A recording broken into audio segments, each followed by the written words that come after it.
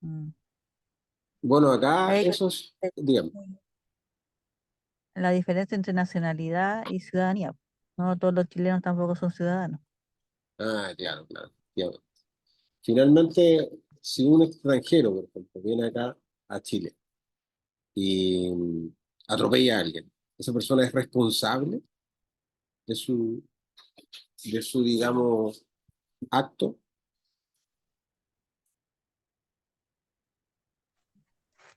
Sí, La que pues es atropella, responsable. sí, po, sí. Ya, Mm. Y de hecho puede ser juzgado. ya. Dentro, digamos, de estos derechos políticos y obligaciones también que tienen las personas, particularmente los derechos políticos se adquieren, ¿no es cierto?, con la calidad de ciudadano. Ya, esa es la importancia. Pero, efectivamente, una persona que esté dentro, una persona que sea transeúnte, una persona que esté, digamos, avecindada o que esté en espera, ¿no es cierto?, de obtener esta nacionalidad. ¿Cómo se obtiene la nacionalidad? ¿Ustedes ya le dijeron o no sé? No han dicho. Sí, nos dijeron, ¿Cómo se obtiene? por nacimiento, que ¿Ya? era por sangre o ¿Ya? Sí, sí, lo entiendo. ¿Cuál otra por más? con los papás. Cuando los ¿Ya? papás son chilenos, nacido en Chile, y la otra por gracia. Ah, No sé si hay otra, no me recuerdo. ah. Faltaría la carta de nacionalización, que es como la que Ah, todos la quieren. carta. Ya, La carta ya, que hizo Horacio de la Peña. claro. Esta sí. Entonces, dentro de un país, ¿no es cierto?, estas personas que están a la espera de obtener la nacionalidad igualmente son responsables de todos sus derechos, derechos civiles particularmente, obligaciones que sean de reparar el daño, obligaciones que sean derivadas de la responsabilidad penal, como dicen ustedes, pero no de derechos políticos. Eso es importante. No de derechos políticos, porque tienen que ser ciudadanos. Ese es el problema. Eh, Así, desde el punto de vista jurídico, cuando hablamos de pueblo, lo hacemos sinónimo de cuerpo electoral, ciudadanos, ciudadanos con derecho a voto.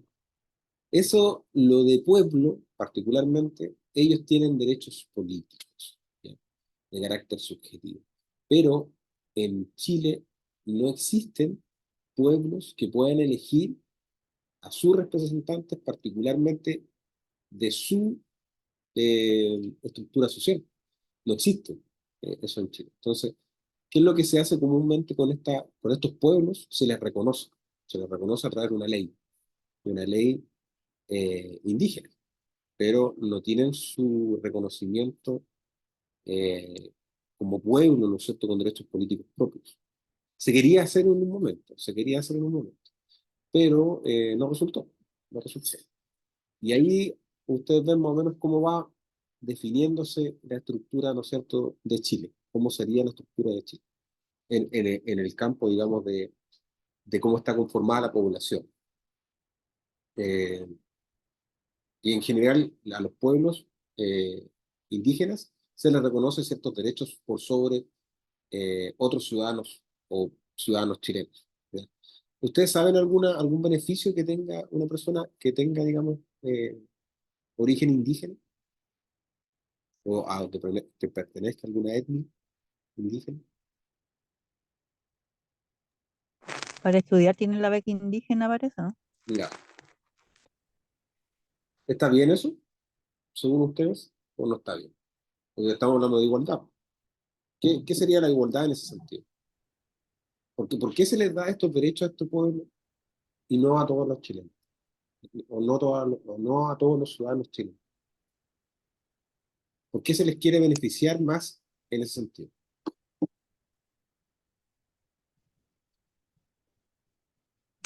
No sé cuál fue el espíritu del legislador al crear esa ley, pero a mí no me parece que solo por la calidad de ser que una cosa súper aleatoria, que te tocó ser indígena, que no lo elegiste, tenga más beneficios si somos todos ciudadanos, somos todos chilenos, y la Constitución dice que somos todos iguales.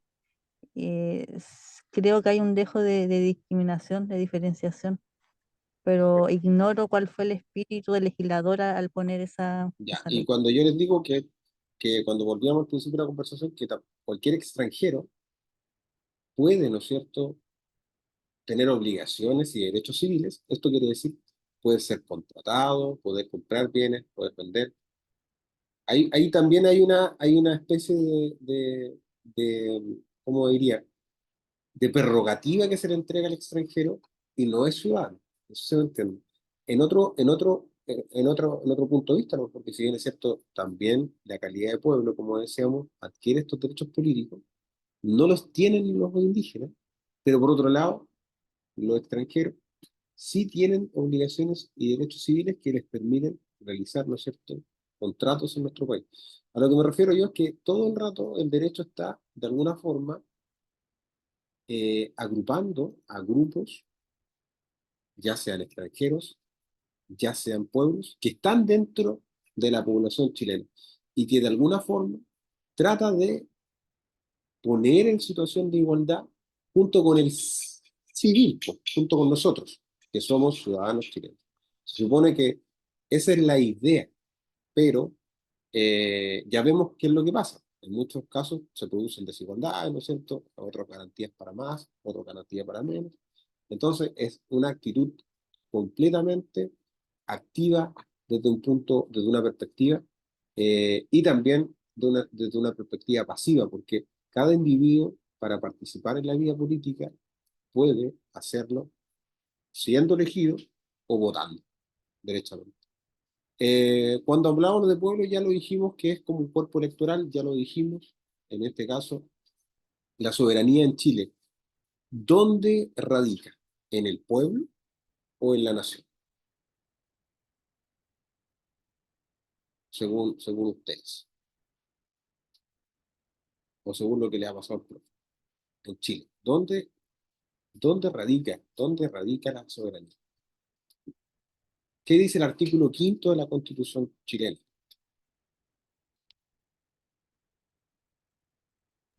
Radica en la nación. El artículo 5º de la Constitución chilena es uno de los artículos más importantes que Acá tienen que lo ir. tengo. ¿Qué dice? Dice, porque me compré la Constitución. Ah, bueno. Sí, me la compré. Dice, la soberanía reside esencialmente en la nación. Ah, Su ejercicio se realiza por el pueblo a través del plebiscito y de elecciones periódicas y también por las autoridades que esta Constitución establece. ya, hasta ahí Ningún nomás, mira. sector Hasta ahí nomás. Cuando tú dijiste la soberanía, ¿dónde radica? en la nación. Ya, en la nación. ¿Y qué era la nación? Habíamos dicho que era como una persona jurídica, ¿no es cierto? Que era diferente al grupo. Pero después agrega el mismo artículo que tú estás leyendo, que el pueblo la ejercerá, ¿o no? Dice eso.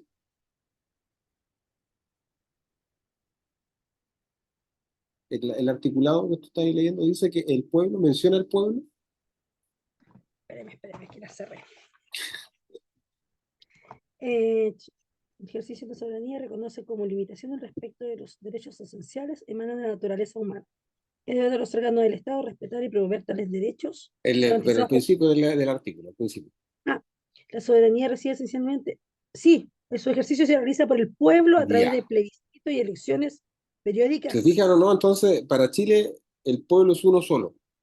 Yo diría el pueblo chileno. No hay otro pueblo. ¿Se fijan? Ese es quien tiene, digamos, esta garantía o prerrogativas civiles y políticas. Por eso está que en definitiva, en este caso, los otros pueblos que están dentro de Chile no tienen estos derechos políticos, ¿no? Porque eso ya lo deja bien. Y eso es porque Chile es de una historia bien marcada desde el punto de vista centralista, ¿no? Se quiere, digamos, de alguna manera unificar todo. Pero está bien para la época en que fue redactado, está bien, porque eso es lo que se vivía, digamos, una crisis. Y ahí uno va a tener que ir mudando, ¿no es cierto?, el concepto.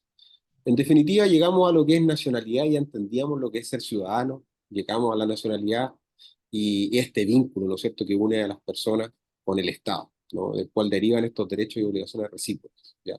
Particularmente, eh, básicamente acá dice, se trata de un genuino derecho fundamental, lo cual no puede ser privado o desconocido. Dice artículo 12 de la Constitución.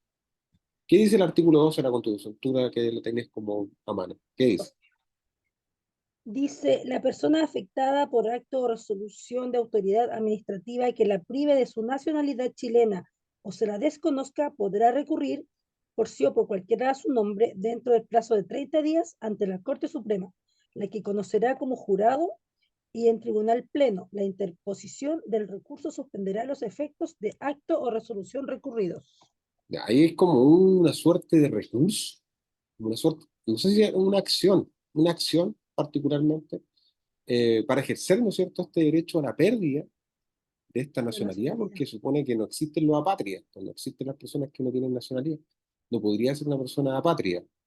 Sí, puede tener una persona varias nacionalidades, ¿no? Pero apátrida no existe. Por eso que nadie puede ser privado o desconocido de su nacionalidad. Es tan así que lo protege la Corte Suprema, la Constitución lo protege a través de ese mecanismo. Cuando llegan ya a las fuentes de la nacionalidad, ustedes ya las sabían, la natural, la jurídica. La natural sería el territorio, ius solis, y la ius sanguinis, que sería, digamos, la consanguinidad. Y la fuente jurídica sería básicamente la carta de nacionalización y la especial de gracia. ¿Quién se ha ganado la nacionalidad por gracia? Eh, hay Andrés varios, Bello. sí, hay varios. Andrés Bello. Claro, Andrés Bello es uno de los tantos. La nación.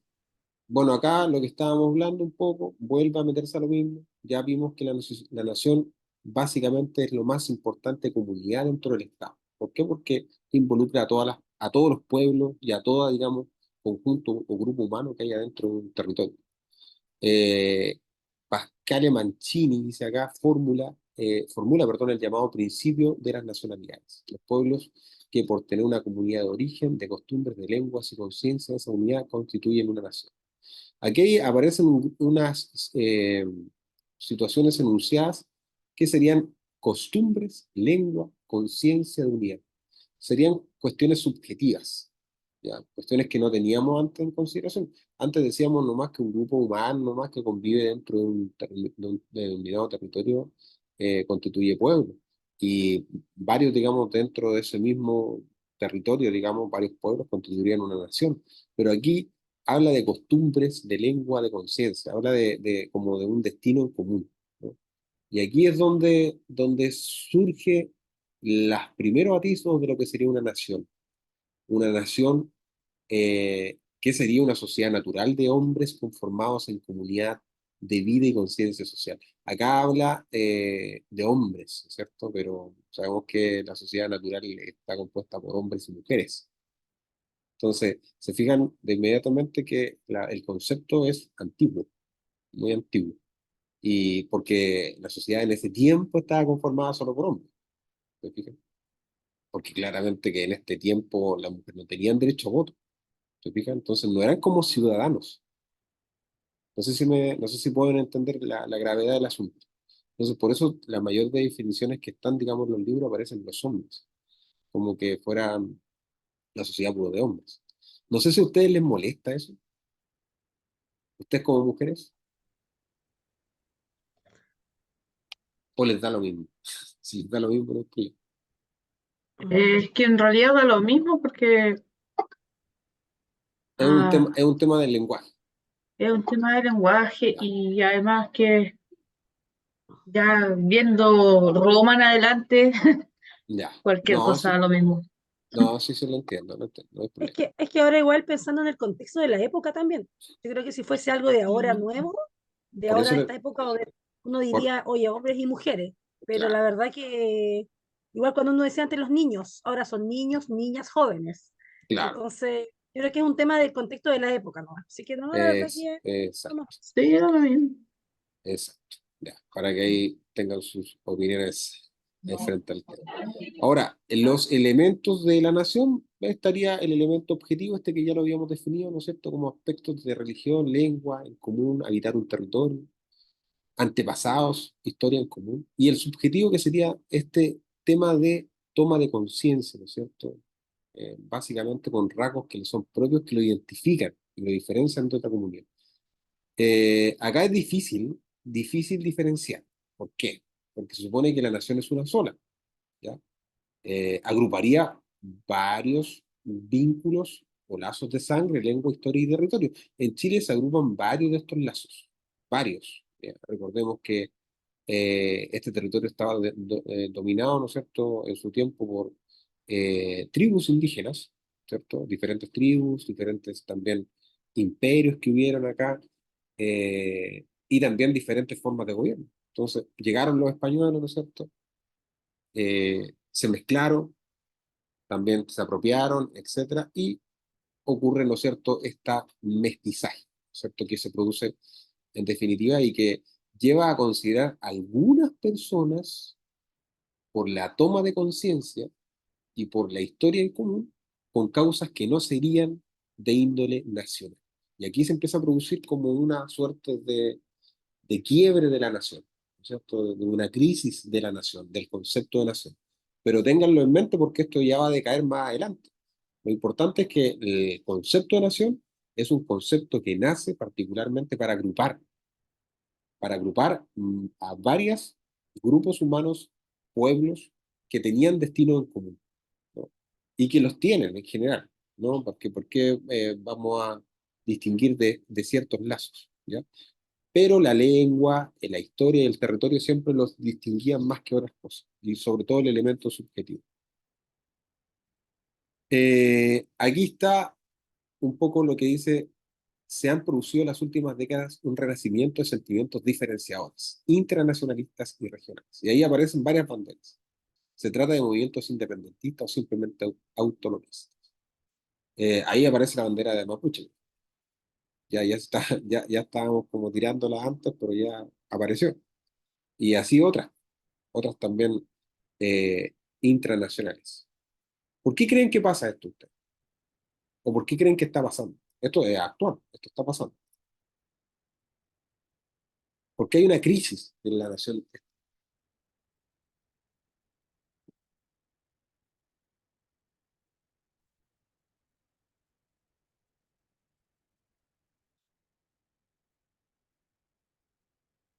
Bueno, como ya lo ven, o un poco ya lo venía adelantando el mismo texto, en definitiva, lo que ocurre acá es que el Estado, ¿no es cierto?, como lo conocemos, y la nación dentro del Estado, es muy homogenizante, es muy unitario, es como demasiado,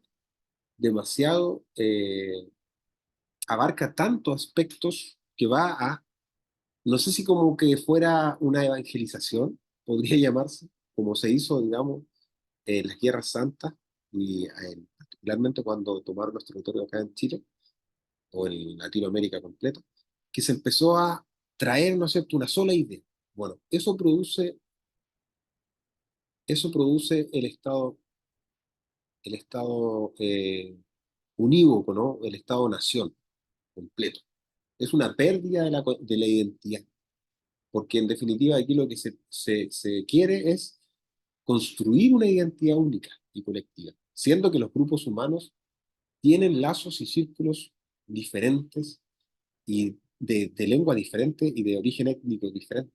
¿Se fijan? Entonces, eh, no sé si lo logran visualizar, pero al final la crisis del Estado-Nación se convierte en el problema más profundo que hay hoy en día y ocurre sobre todo también por el tema de que cada país se encuentra inserto también dentro de una compleja organización que también es de carácter transnacional. Es decir, que habrían también ya elementos representativos de cada estado y nación involucrados fuera, digamos, del ámbito nacional, ¿ya? Particularmente con decisiones que se toman y que agruparían a estos grupos dentro del Estado-Nación, no teniendo una representatividad frente a lo que ellos quieren, ¿ya?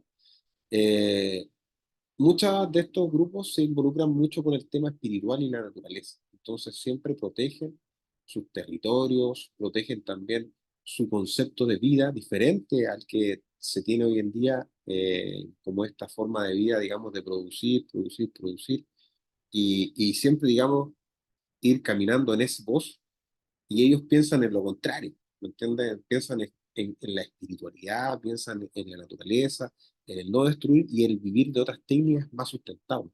Entonces se comienza ahí grupos que empiezan a disgregarse y terminan finalmente en esta crisis de Estado-Nación.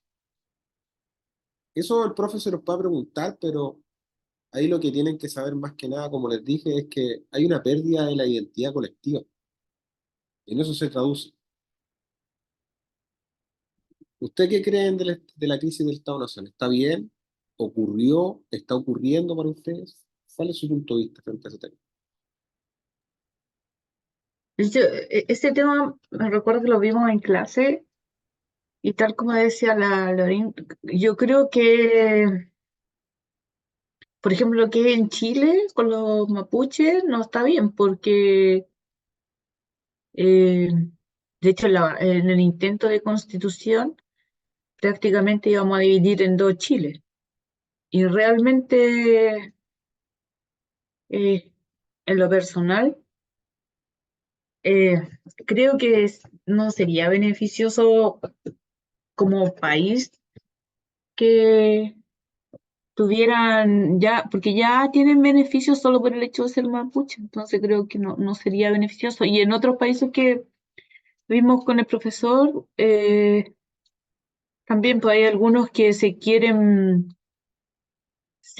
digamos, hacer estado aparte por temas económicos, políticos.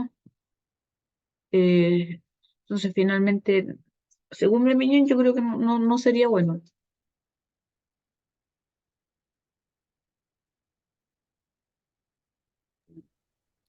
Claro, hay diferentes puntos de vista y particularmente el suyo abarcaría, ¿no es cierto?, este tema de la globalización, ¿no es cierto?, que es lo que trataba el profesor Jelinek un poco de esta constelación, ¿no es cierto?, y de que la globalización de alguna forma haría traer una pérdida aún de los mismos estados frente a las decisiones o problemáticas ya de carácter extranacional, ¿no es cierto?, de agrupaciones internacionales. Claro, efectivamente hay una pérdida de la identidad y esta pérdida de identidad perduraría, ¿no es cierto?, en el tiempo, particularmente porque nació así, no hay forma de cambiarlo, ¿sí? El concepto de nación, como lo habíamos visto acá atrás, es algo artificial, ¿no es cierto? Es algo que surge, ¿no es cierto?, espontáneamente y agrupa a hombres con un fin determinado, pero que en ese tiempo, cuando se constituyó la nación, era necesario, era súper necesario. Hoy en día ya no tanto. ¿Por qué? Porque se supone que estamos más civilizados. Entonces se supone que ya las personas pueden tener derecho a autodeterminarse, ¿no es cierto? A decir, no, yo pertenezco a la etnia indígena, a mí me gustaría ser colombiano, etc. Ya no hay tanto ese arraigo como lo había antes, ¿ya? Entonces eso produce efectivamente un quiebre. Y ese quiebre denomina que la nación ya no abarca. Hay otros países que han mudado. Hay un caso, digamos, el más ejemplificador es el de España, donde las comunidades autonómicas españolas. Hay muchas comunidades autonómicas españolas y cada comunidad tiene su propio idioma, tiene su propio... No sé si han visto series españolas, pero hay una serie española, no sé si de Cataluña, no sé, no recuerdo, hablan un idioma diferente. Es como, uno dice, oye, pero están dentro de España. O tienen De hecho, autoridad de, diferente. de eso hablamos en clase en los españoles de Cataluña con el Claro. profesor sobre ese tema. Y también, por Pero, ejemplo, por ejemplo, acá en Chile, en lo personal, por ejemplo, conozco un caso de la pareja de mi cuñada que es Huincahue ya, y es rubio de ojos azules porque resulta que el papá se cambió el nombre a Huincahue porque le tenía bueno no sé quién de Temuco, son todos Huincahue y tienen todos los beneficios del Estado, pero no son... claro, la Yo sé autodeterminación. que me pongo Huincahue para tener beneficios. La autodeterminación, claro, no, sí, por eso le digo, hay otros países, por ejemplo, el caso de que se llevó, digamos, a temas constitucionales ya, como lo que nos toca ver ahora, fue el caso de Bolivia y Ecuador, porque ellos ya derechamente son plurinacionales y son interculturales, son varios temas particulares que dentro de su sociedad involucran una toma de decisiones quizás un poco más justas, pero que en la práctica llevan, ¿no es cierto?, a grandes manifestaciones públicas, a grandes desórdenes, porque si bien es cierto, como conviven muchas comunidades y cada comunidad autonómica y cada comunidad tiene sus propios derechos, no hay una forma de limitar dentro del mismo Estado unitario los poderes de cada uno. Entonces, por eso generalmente empiezan a mudar a estados autonómicos o quizás derechamente a estados federalistas. Empiezan como a mudar a esos aspectos. Pero ahí, pues, ahí vamos viendo. Eso sería el elemento particularmente que habíamos visto en torno a la nación, en torno al elemento social, en torno al elemento incluso subjetivo, como lo digo. Y el elemento material, ya vimos que el territorio, el espacio físico, espacio terrestre, el espacio terrestre involucra, ¿no es cierto?, el suelo, el subsuelo, las islas y aguas interiores. Ya no quedan mucha agua interior, pero sí todavía quedan islas. Ahí, claro, el Estado ejerce su soberanía plena. Y el espacio marítimo que tiene esa separación. Marítimo territorial, zona contigua y zona económica exclusiva. Esto está definido en el Código Civil, un código de 1857, si no me equivoco. En definitiva, lo que hace es definirlo en millas, ¿ya? Aquí aparece que el mar territorial se mide a partir de las llamadas líneas de base prolongándose 12 millas hacia el interior del mar. El Estado ribereño ejerce plena soberanía. O sea, ahí básicamente la soberanía es máxima dentro de esas 12 millas hacia el interior del mar. Es tan máxima que si hay un barco en ese lugar, es apresado, puede detenido. Después está la zona Sí, me diga, acuerdo, eso lo explicó el profesor con el cono. claro. Con el cono y puso PBT. Profesor, disculpe, por mi parte me voy a tener que Sí, desconectar porque tengo que ir a buscar a mi hija. ya estamos listos, si quiero que terminemos, no hay problema. Ya, disculpe que me desconecte ahora, No, pero es que Patricia, estoy estoy bien. justo en la hora. Y vaya nomás. Muchas Eh, gracias, profesor. gracias, Patricia, que esté bien. Lorraine, Sandra, ¿terminamos? ¿Podríamos terminar con esto, pues, profe, con el territorio marítimo? Ya. Ahí está la zona Sí, contigua, como lo veían. Básicamente ahí lo que se hace en la zona contigua es ejercer, ¿no es cierto?, una especie de jurisdicción, básicamente, que se extendería hasta 24 millas, ¿no es cierto?, que desde las 12 hasta las 24, o sea, 12 más. Bueno, aquí lo que se hace es cobrar, ¿no es cierto? Cobrar infracciones, reglamento aduanero y todo lo que corresponda a ese campo. Y después está la zona económica exclusiva que, según el 596 del Código Civil, dice que eh, Chile, ¿no es cierto?, formula una declaración donde expresan en su calidad de estados ribereños que eso nacía particularmente no de una ley, sino que era de una costumbre para conservar los recursos vivos y no vivos y fiscalizar, ¿no es cierto?, la exploración y explotación en este espacio marítimo, es decir, sobre las 200 millas hacia el interior, ¿cierto? Entonces, espacio es una zona económica exclusiva, es decir, que ahí se pueden sacar recursos, el Estado también ejerce una soberanía parcial, no total, porque ahí básicamente fiscaliza que los barcos extranjeros cumplan con el tema aduanero y también que los barcos nacionales cumplan con su cuota, etcétera, por los reglamentos de explotación más que nada. Y ya más allá de las 200 millas marítimas se encuentra el alta mar. ¿Ya? Ahí, si alguien nace en el alta mar, eh, no tendría nacionalidad. Es algo bastante complejo porque ahí es un espacio común de todas las maneras. No sé si habrá un caso de alguien que haya nacido más allá de las 200 millas marítimas, pero ya esa persona, imagínense, tendría que adquirir la nacionalidad solamente sería por la nacionalidad de sus padres. ¿Entiendes? Y el espacio aéreo, ¿no es cierto? Ahí está el espacio aéreo, que en el espacio aéreo está agarrando bastante importancia hoy en día porque hay muchas antenas que se ponen en los espacios aéreos, antenas para eh, torre eléctrica, temas, digamos, eólicos, también el espacio aéreo donde pasan los aviones y todo eso, está adquiriendo también bastante importancia. Aquí está lo que le explicaba el profesor, ¿no es cierto? El espacio aéreo, zona económica exclusiva, ¿no es cierto? Y la alta mar. Y ahí están, digamos, mucho más explicados. Nosotros claramente que dentro de la zona económica exclusiva está la zona contigua, porque ya eso serían 200 metros o 200 millas marinas.